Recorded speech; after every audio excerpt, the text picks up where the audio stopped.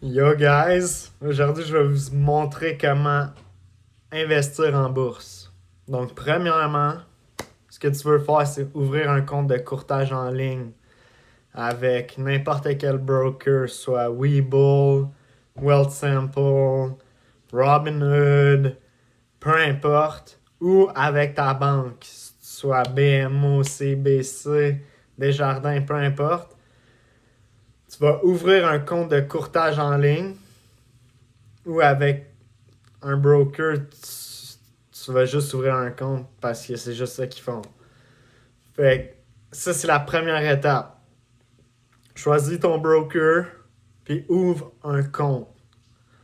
Une fois que ton compte est ouvert, tu vas transférer de l'argent.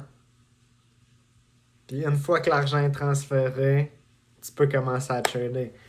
Fait que la fois que tu veux faire, c'est checker premièrement est-ce qu'il y a des frais de transaction.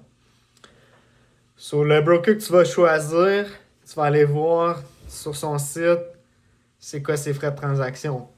Depuis une couple d'années, ils ont commencé à faire des plateformes avec zéro frais de transaction.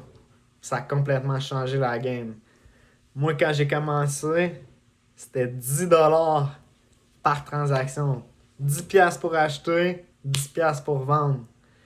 Fait que, tu sais, mettons que tu commences avec 100$, puis ça te coûte 10$ de frais de transaction.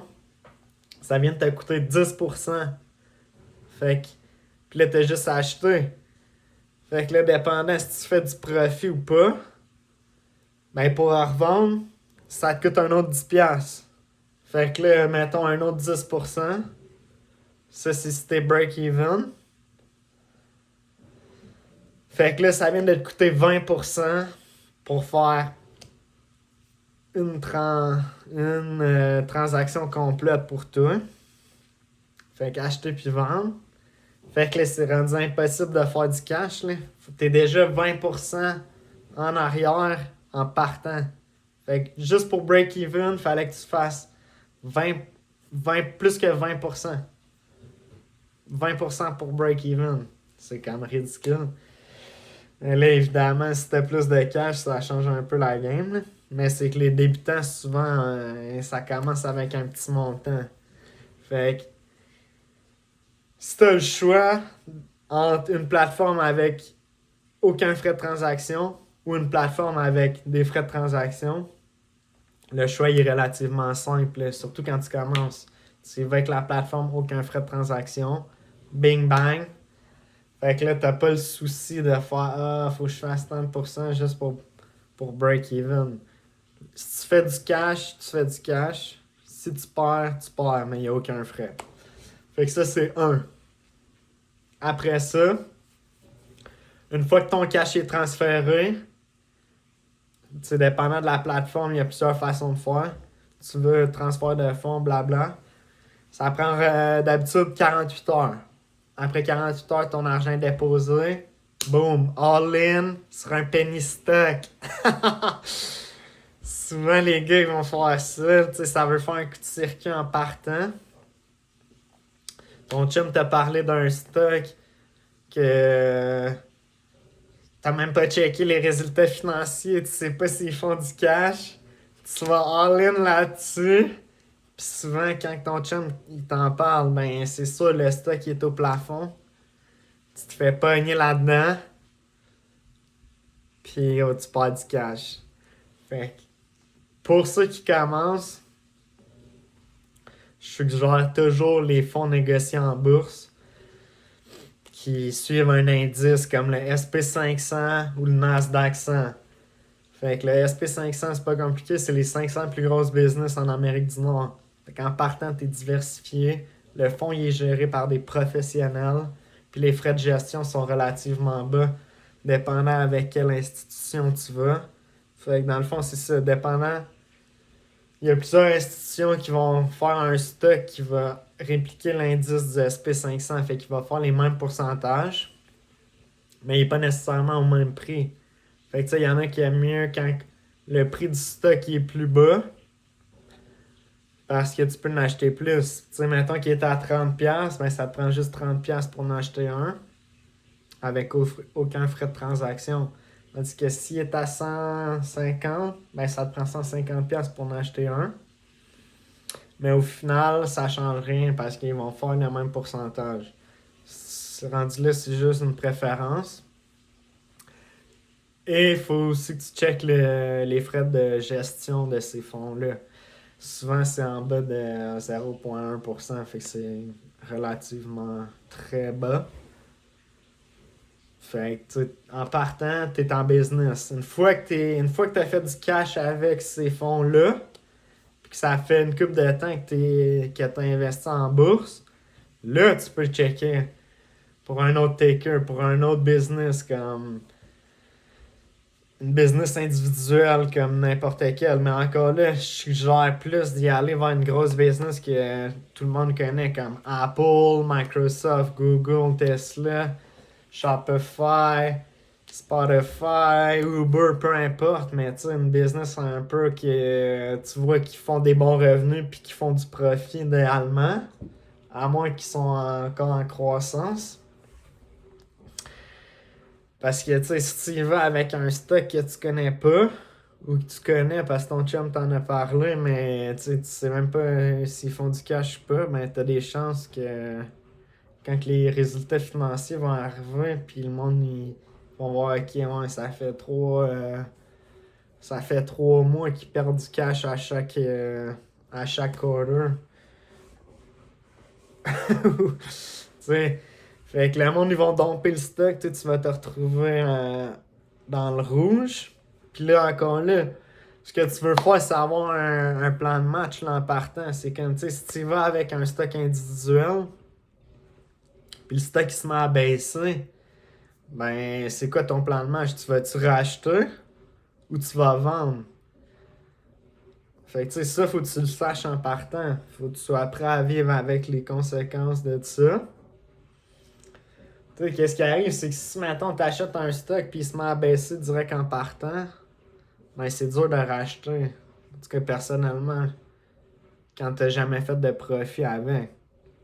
Tandis que si t'achètes puis là, oups, ça se met à monter, t'es déjà dans le profit, il y a une baisse, mais là, c'est plus facile de racheter là quand ton prix d'achat il est déjà plus bas, t'es dans le profit, t'es pas stressé.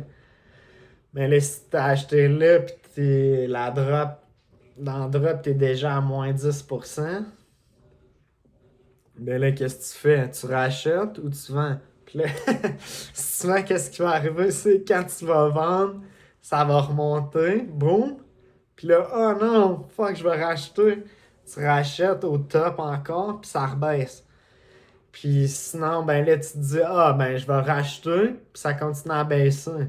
Fait que tu sais, c'est tout le temps ça la game, là. Fait c'est très, très, très dur de trader des stocks individuels, surtout quand t'es débutant et tu sais pas qu'est-ce que tu fais. Fait que c'est ça. Au début, je conseille plus les fonds négociés en bourse. Après ça, tu y vas avec des bons stocks, des blue chip stocks que tout le monde connaît. Puis une fois que t'es bon avec ça, ben là, c'est là que tu passes au petit stock, au penny stock, puis là, tu trades comme un crazy boy, là. Tu comprends? Mais au début, tu veux ta vache à lait. Ta vache à lait, c'est les grosses fonds négociés en bourse. Le SP500, le Nasdaq 100. C'est ça que tu vas acheter en partant. Une fois que tu as fait du cash avec ça, ben là, tu switches. So, à part ça, I mean, c'est pas plus compliqué que ça. Puis dans le fond, c'est ça. Les gars, dans le fond, ça veut faire des coups de circuit. Mais ce que tu veux faire, c'est justement, tu mets ton cash à chaque mois dans un fonds négocié en bourse. Check, fais l'exercice, va sur un site de intérêt composé, calculateur, compound interest. Mets ton 500$ par mois dans l'SP500 à 10%, dans le Nasdaq 100, peu importe, sur 30 ans. 500 par mois sur 30 ans. Va checker combien ça te donne.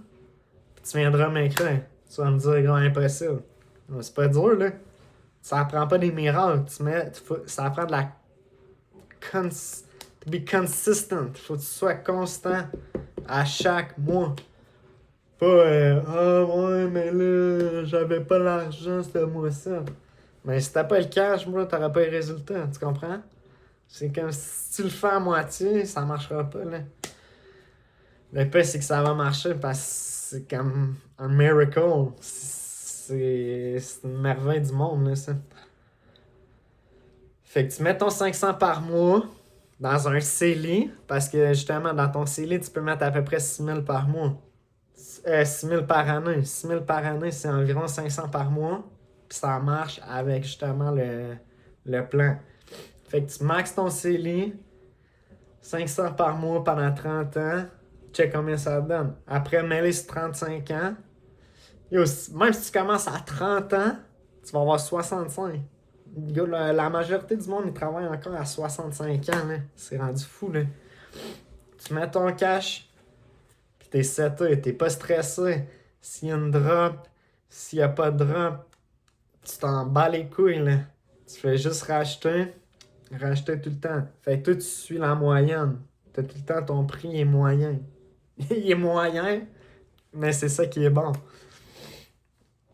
Fait que c'est pas compliqué, là. Puis, tu sais, c'est justement ça l'avantage du SP500, c'est qu'il est géré. Fait que s'il y a un stock qui performe pas, ils vont le domper. Puis le SP500, il va continuer quand ce stock-là, il va commencer à domper. Fait que toi, t'es protégé là-dedans de n'importe quoi. Tandis que si toi, t'es dans ce stock-là, puis là, oh, ça se met à baisser, puis là, tu rachètes. Tandis que le SP500, il monte. Ben, tu viens de te faire rincer, là. T'as perdu ton temps, t'as perdu ton cash. Fait keep it simple, guys. Gardez ça simple. Puis, donnez-moi des news. Si vous avez des questions, n'hésitez pas, écrivez-moi. Ciao.